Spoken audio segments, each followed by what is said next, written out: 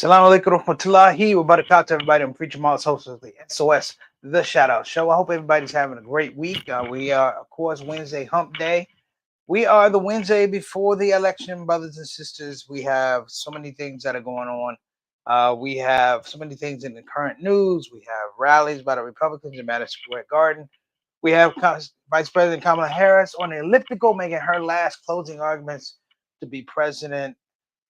But I decided today to digress. I decided to make this broadcast, if you will, something of merit, something that we all have to talk out. And in talking this out, we gain merit about what is going on. When I say merit, it means we earn this conversation. And for the African American and the immigrant Muslim in the United States, we have earned this conversation. Today's topic is, let's be honest about this election. There are so many things that have happened in this election that have dismayed me, as well as many of you. We're talking, of course, as the aspect of genocide in Palestine. We have all these things, a plethora of issues that are going on. But today's topic is, how do we micromanage some of the lack of emotional intelligence that has gone into some of our decisions? How do we step back and understand that the players in the game have never changed? The players in the game have just learned better how to play the Muslim community. When I say play the Muslim community, I'm saying go before October the 7th, 2023. Understand the scope of what happened the last election, who got played the last election, how people were rolled up in some regards, going all the way back to the Obama presidency, but particularly Biden, Trump, Biden, and now potentially Biden-Harris. I'm going to ask you guys to let me indulge my comedy academic, if you will, my comedian academic. I mean, we have great academics out there. The only problem with being an academic, you have to be an academic. When you're a comedian, you can be an academic, but you can still have the fact that you can retain a sense of humor. When you're academic, you have to defend positions, and that's the nature of the game. That's the nature of the market. For being an academic, I have no problem with that. God bless you. But there's a certain thing that's called getting it from the dirt. And that term of getting it from the dirt has so much to do with where you get your information. What type of history is tied to your information? Who are the people that grow and nurture you? Who are the people that are part of your circle of influence that said, wait, we understand what the world is saying, but I've known you. This is our world. This is what matters. And in this 2024 election cycle, it is important to say that we have been played like a Count Basie band, like a Prince guitar, like Jimi Hendrix guitar, like Max Roach drums. The Muslim entity, the brand, has been played. And when this election is over, and it will be over very soon, we'll be left to pick up the pieces of our Muslim identity and Muslim brand that have been co-opted in this whole project. It's a cold game, brothers and sisters, but you know it's a cold game. It's been a cold game for a long time. The fact of the matter is, many of us have forgotten, the fundamental aspect of courage in these situations. The fundamental aspects of asking questions, calling truth to power, not through social media, right? Not through protests that are empty. I'm talking about hitting people where they are, talking about their core values in a large, robust way, in a way by people begin to feel uncomfortable. The thing that happened in this election, and I'm going to say it very carefully and slowly, the Muslim brand failed to make anybody feel uncomfortable. It failed miserably to make politicians uncomfortable, Islamophobes uncomfortable, Democrats uncomfortable, and Republicans uncomfortable. You may have negotiated compromise, but you're on the other side of the compromise. And this is, of course, for our Muslim wannabe politicians. God bless you. I have no judgment against you. God bless you. But from where I'm standing, the street game, the game in the street, the descendant of a slave that says when you get it from the dirt, that's because you had to put something in the dirt. You had to invent something in the dirt.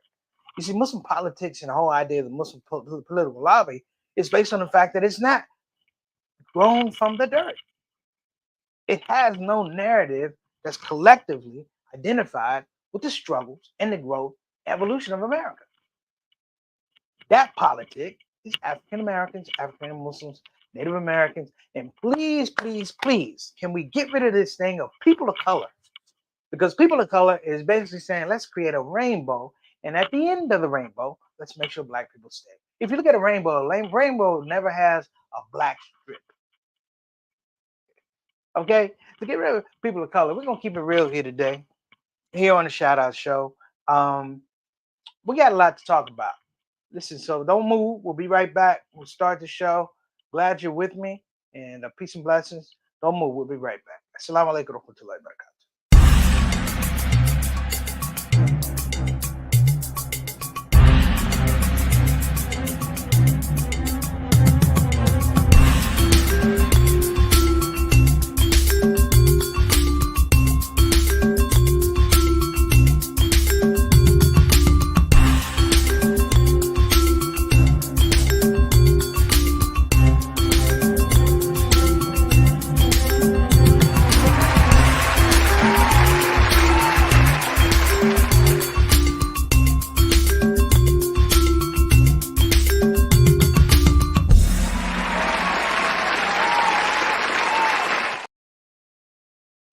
All right, we're back. Thank you so much for sticking with us.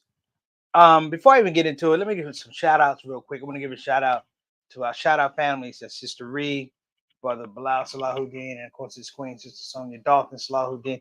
I appreciate that text you gave me, Sister. It was very, very informative, and of course it aligns with some of the things we've been talking about on the show. People will come on the show, Brother Altaf Rashid from Toronto. Big shout out to you. Assalamu alaikum to my brother JT, Brother Eric from down South Carolina, Brother Mark Kennedy. Last week we had Brother Hamid Safir Sahar, who was amazing in his speech. We have a lot of people out in Instagram land. Let me give them some love too. Let's see, Ras Mali. Thank you so much. Assalamu alaikum. We have Tamara, Sister Tamara. Assalamu alaikum warahmatullahi wabarakatuh. Wa alaikum assalam warahmatullahi wabarakatuh. Ras Mali. Akima. Assalamu alaikum, sister. Maybe Mariomi. Assalamu alaikum, sister. My sister from Charlotte, how you doing? Shout out to you and your family. 99 Hidden Gems, Aliha and Ibn Donald. How you doing, brother Ibn Donald? Assalamu alaikum. And Sister Salima Civics, who is a very good friend of mine, very good friend, one of my dearest friends. Assalamu alaikum warahmatullahi wabarakatuh to this Sister Salima. Listen, let me get to the topic. You know, it's really interesting how this election is played out. You know, for so many years, let's go beyond, let's go back before October 6th. The elections that happened before essentially came down to the fact that people who are strategists, Democratic and Republican strategists, find out who the two groups are. It used to be who could push you over the finish line so you could win. And with mass information, disinformation, whatever, social media, the philosophy and the chemistry now, and the algorithm is who can you keep from going to the finish line? So not who can push you over, but who can keep you. And so the varying camps have figured out these particular groups. Again, you know, they're trying to say people of color, but when it comes down to it, they say Latinos, they say blacks. It is racialized without a doubt. My thing and what I'm going to point out here is the Muslim community got played. 150% played. In a way that it bothers me now, because when this election is over, you're going to find some very hurt feelings and some major fractures within the Muslim community, and we will not be working together. One of the major fractures is going to happen, brothers and sisters, as people evolve in their political identity, align with their religious identity. What's going to happen is there's going to be a fracture, and that fracture is something we've been talking about for a lot of years. It's been a word. It's a fracture between African American Muslims and immigrant Muslims. African American Muslims and immigrant Muslims. What's been told here now is an environment has been set up by the political pundits and the people who would be president, and those who pushed them over the finish line, that they have gotten to a point where they're not elevating people, they're elevating arguments through people. Whereby the whole idea of robust conversation in our own family, in our own neighborhoods, in our own masses has now been co-opted. So we now become mouthpieces for all of these people. Now, don't get me wrong. I'm not a political novice. I look at politics all the time. But what happened this year was that you had third party, things like that, and there's nothing wrong with a third party. What's wrong is when third parties and first parties and major parties figure out that they can expose us and expose us in a way that is embarrassing. Expose us in a way that we can be together before October 7th. And let me throw this out here. Before October 7th, we can be together. But after October 7th, it became, I'm going to specialize on things. And social media and the roll up and everything that you saw on social media and the news and the treatment of Palestinians, this genocide has happened, abhorrent. It's unacceptable. But it can't be to the point where you start denying people their ability and their right to choose. Their ability and their right to choose. You see, all these political folks and these new things against Harris, da da da. Let me ask you a question. Before October 7th, where were you? Where were you? A year before October 7th, where were you? Is that to say that this genocide and this crime against the Palestinian people is not going on? Of course it was. It never stopped. From 1948 to as I speak now, it never stopped. And somehow the arrogance of having a Muslim community all of a sudden co-opted by this topic, co-opted, means that all of a sudden this is what we're talking about. No, this is not what we're talking about. I acknowledge it. I support it. But you know what? I've got a life to live. We have kids to put to school. We have jobs. We have to deal with the economy. You know, the Muslim community at some point in time, through all this peace, these things that are going on, you know what happened? We forgot how to chew gum and walk at the same time. And that's a damn shame. Because we are multifaceted people. We are diverse people. But when the light is put on us, and the master says, dance, we dance. We put political pressure on our government. We put political pressure on our leaders to stand up, not just stand up for Palestine, but to give us a resolution, rectify the situation. I'm going to be real bold. But what the hell are all the other Muslim countries doing that are right next door to Palestine? What are they doing? Ain't nobody saying, let's protest Saudi Arabia. We're not going to go to Umrah until Saudi Arabia does something about Israel. Saudi Arabia is getting ready to have a deal with Israel to make money. They hand in hand. You have to understand that when people stand down like that, it's for a reason. It's not that they're afraid. It's not they're afraid. It's that they have something to benefit. See, when you're afraid, you fight. When you have something to benefit, you kind of sit back and fall back. Ain't nobody calling out Dubai. Ain't nobody calling out the UAE. Huh? Ain't nobody calling out Egypt.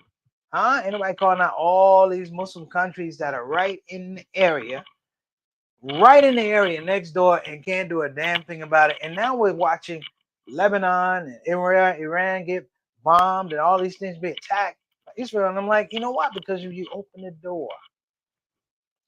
And now the situation is, if you have any kind of creative talents, political creativity, ingenuity, you're taxed. You're not going to get taxed by the people who are outside of the community. You get taxed by the people who are inside the community. We've created a culture now whereby we have Muslims admonishing and scolding other Muslims at the behest of these people. These people are saying, go talk to your people. We're saying things to other Muslims, our own Muslims, that they could never say to us. And I'd say it's a cold game, but you know what? It's a very, very, very visible game. This is a very lucid thing that's happening in front of us. Just the same as you turn on the TV, now it's so much information about Gaza and Palestine. Now to the point it's like they've been bombing this place for a year. There's nothing left. I hate to say this, but there's nothing left. They're talking about 30 years to rebuild Gaza. 30 years, hell, 30 years, I'll be 87. I don't know how old you'll be. Some of it ain't even gonna be around. Okay, preach. What am I saying? I'm saying, listen, this whole idea of the conscious vote, okay? I'm gonna do the conscious vote. I'm gonna tell you why you can do the conscious vote. And don't get me wrong. But you can do the conscious vote. You know why? Because let's say Trump wins. When Trump wins and does win, some of y'all ain't gonna be affected. You don't have to worry about drugs in your neighborhood. You don't have to worry about dilapidated schools. You don't have to worry about prison industrial complex affecting your neighborhoods and your suburbs in some cases. You don't worry about those things. It's a feel-good vote, which is the most ridiculous thing I've seen in the world. The whole idea of a conscious vote is an incompetent vote. It's an incompetent vote. If you want to know what MAGA is, it's an allegiance of people who they are incompetent voters. They don't know what hurts them. The worst part is they can't get close to the facts because the facts would embolden them more to believe that they're experts about their condition. It will embolden them more to believe that, yes, we do. That their vote or understanding the political system is way higher than it actually is. And on the flip side, for the whole idea of the conscious vote, let me tell you something. It's easy to sit out. It's easy to sit out. See, when you're on a hill and the water comes down here, you go, I don't have to worry about the water's going downhill. You don't worry about the people who are down at the bottom of the hill. They're flooding. To you, it might be 3 drops. To them, it's a freaking monsoon. And in that space, we've come to where we are now. We snipe. We yell at one another. We call each other names. This is not our community. And I would even go further. This is not the community of Prophet Muhammad, peace and blessings be upon him, who left this for us. We've compromised ourselves. The thing about these, they talk about black voters and stuff. Let me tell y'all something. I don't have a problem with black folk that want to vote for Trump. You're gonna have your reasons. You don't have to give me your reasons. I don't want to know. Some people equate voting for Trump with being upwardly mobile. There are Muslims who will vote for Trump because they believe that whiteness gives them that upper mobility. You'll find out. You'll get your wake-up call. You'll get your Muslim or Negro wake-up call, but that's not the point. You are allowed to do that. I'm not going to shout you down because I can't do anything about it. When you pull that curtain and you vote, you're voting your conscience. Okay? But let me throw this over. I'm not saying vote, but I'm saying, damn it, have an educated vote. Have an educated vote. Why are we stuck in this emotional roller coaster about the electoral process when we've been knowing it for years? This whole idea of I don't have choices and I don't like him, I don't like her. And you know what that is? That's called being black in America.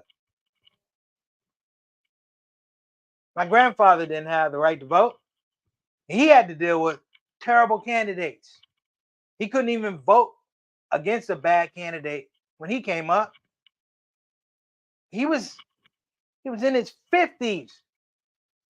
He was in his 50s or late 40s, 50s before he had got the chance to vote. Do you understand what I'm saying? Am I making it clear now? This whole idea of the conscious vote, that's because you didn't have to fight for the vote. You didn't have to fight for the vote. You didn't have to turn up missing down in Mississippi. You didn't have to have people turn on water hoses and sick dogs on you. You know how the conscious vote, you know what it is? It's a privilege vote. And now you go, oh, I can do, let me tell you something. If this was 64 and 65, you wouldn't matter. You wouldn't matter.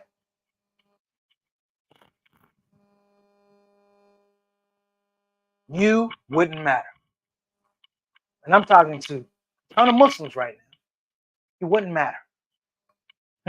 Why? Because everything around you said that you didn't have the human capacity or just the basic human value to cast a vote. And you're a fool to think that your vote has changed anything from the last 40, 50, 60 years? That this America is different than my grandfather's America? That's a damn lie. It's worse. You know why? Because black folk that came over with my granddad, they knew that these people had absolutely no regard for you. They had no intention to do anything in your best interest. So what's a vote? So what's a vote? Well, I'm going to tell you what a vote is. It's symbolic. So I'm going to throw it out to you. All these elections can be had. If you got the right hustle, you got the right technology, you can put in who you want to be president. And it doesn't matter. America's getting hacked by quote unquote Iran, Russia, China. Who knows what the real reality is or who won? I'm going to tell y'all something. I remember when George Bush and Al Gore ran for president. And it came down to a handful of votes in Florida that George Bush had lost. And he called his brother down in Florida, Jeb Bush. And Jeb Bush made a call. All of a sudden, he went to a Republican court. And guess what happened? George Bush won. Changed the course of America. Are you hearing me talking the conscious vote? So here's my deal.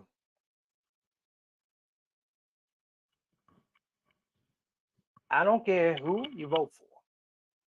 It's your business. It's your business. But understand, who I vote for is my business. Who I want to elect is my business. And it's not for me to get shouted down at fundraisers. It's not for me to get shouted down in my match shit. It's not for me to get shouted down in my house. I have this inalienable right to cast a vote. Potentially the smartest voting body in America is the Muslim vote. The most cultured, sophisticated, advanced voting body in America is the Muslim vote. And in 2024, we got played. Reduced to name calling, reduced to threats, reduced to analogies that would send one group that voted for the next group to hell. That's not what we're about. That's not what we're about. That's not what gets us progress. What gets us progress is dialogue. Now, we, at this point in time, and my mentor, Mr. Gregory, talked about this, that there was no really active Muslim political action committee that could command an audience, right? That could command an audience to change policy. Now we have some coalitions that are working, and God bless them all. But I'm talking about the congealed power to change an election. Look at how they pandered. They had a rally in Madison Square Garden. Had a comedian say some off-color stuff about Puerto Rico. All the Puerto Rican stars, some of whom had given this endorsement to Donald Trump, said, "I'm taking my endorsement back." And Republicans and Democrats say all shifted away. Like, wait a minute, 500,000 Puerto Ricans in Pennsylvania? That can turn it. They're not even talking about Dearborn anymore, right? And then shout out to all my Muslim brothers and sisters in Dearborn. Okay, I understand what you're saying, but you got to make some hard choices. Now, you're a fool if you think you're going to sit out the election. You know why? Not only you're a fool, you're selfish. Because the election, if you're sitting out the election solely on Palestine, you need to be smacked upside your head. Do you know what else is going on in the world?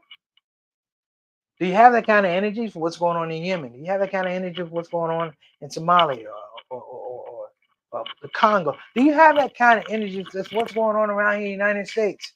Do you have that kind of energy for the prison industrial complex, our brothers that are getting locked up? Do you have that kind of energy for brothers who are reasonably in it but they were electrocuted any damn way. Do you have that kind of energy? And then can't chew gum and walk at the same time.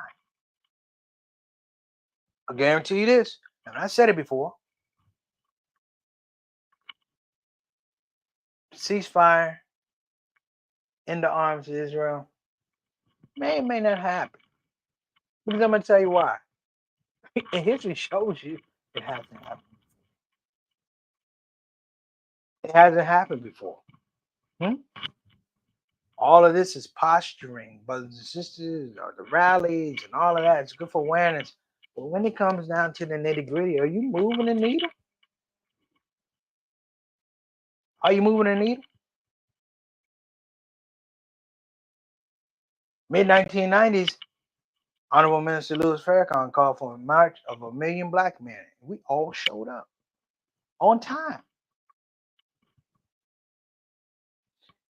This is Nation Islam Muslims. This is Sunni Muslims, Shia Muslims, Ahmadiyya Muslims. Everybody came out. This is black men from all over the range of America. Even black men from Canada came out. Okay? The fact of the matter is, it showed power. It showed power. It showed that we, despite all our diversity, we could come together when it came to what? Understanding the nature and the importance of the black man and how it informed the black family. And how we had to look at so many things. We had to look at the black woman. We had to look at our education. We had to look at our businesses. This is real. When's the last time the Muslims done that? The only thing close to 1 million man or 2 million man march is Hajj. Hajj. So my challenge is, if you're going to sit out, any of us are going to sit out, we're going to have the conscious vote and sit out. I want to know what you're going to do. Don't sit out and have a conscious vote if you're not going to do something. You know, you know the hadith, you know the hadith, right? Change it with your hand, change it with your mouth, change it with your heart. Hey, I'm tell y'all something. That's all well and good, alhamdulillah. I ain't grow up that way. We change it with our hands. In America, African Americans and African Americans, we change it with our hands. And so, how do you change it with your hands? You know why? Because these hands come from the pioneers. These hands come from my ancestors that actually tilled the soil. They went from slaves in the field, to owning their own crops and building and growing. In this constituency of people who feel like I can throw an election, you're an absolute freaking idiot. I'll say this now. If I find Trump wins, I want you to stand on it. I want you to stand on it. Stand on it. And say, you know what? I wanted him to win, and this is what I did. Stand on it. For those who wanted Trump to lose, stand on it. I'm going to take it either way. But I don't want you to hide, though. As I say, don't throw a rock and hide your hand. Oh, hell no. Stand front and forward. After election night, stand front and forward. All right? Because if Trump wins, I want you to stand on it. If he loses, stand on it. But damn it, you're going to stand for something. We're going to get out of here momentarily, but I just want to tell folks, listen, vote your conscience. And for the Muslim community, you know what? We're going to be fractured when this is over. It's going to be a lot of bad feelings and hurt feelings and emotions and things like that. Whether Trump wins or Harris wins, it doesn't take away the fact that we are a fractured community right now. And if we don't get it together, not only are we going to be a fractured community, we might as well be colonized just like the slaves were in the early 1600s. Book it. Get your act together, Muslims. See you guys after the election. Assalamu alaikum warahmatullahi wabarakatuh. Preacher Moss, shout out show.